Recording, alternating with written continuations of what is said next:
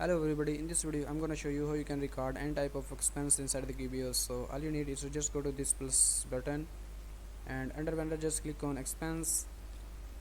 Let's say, and in the pay box you just select your desired vendor. Let's say our vendor is Safcool, and we wanna make this payment by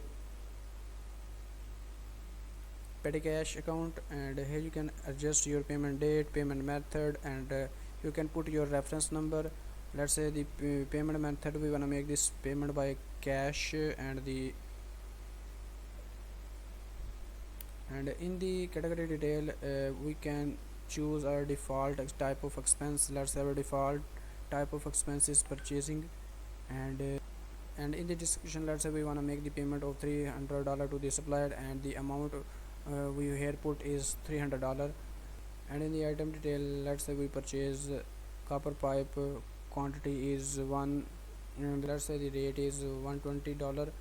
And here you can see that the total amount is 422. And if you have any memo and attachment, you can also write and add your attachment file from here. And once everything is done, you just click on save and close.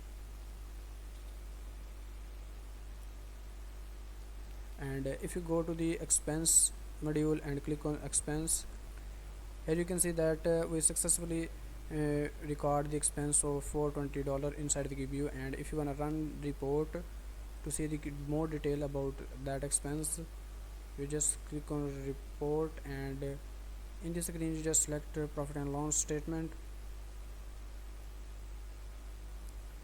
and we want to run today's report. Just click on run report, and here you can see that the total expense we today create is $600. If you click on that to see the detail, here you can see that we record the expense of $300. So that's how you can record any type of expense at the QBO, and you can see where it is linked into the QBO. So I'll be seeing you in the next video. For now, bye bye.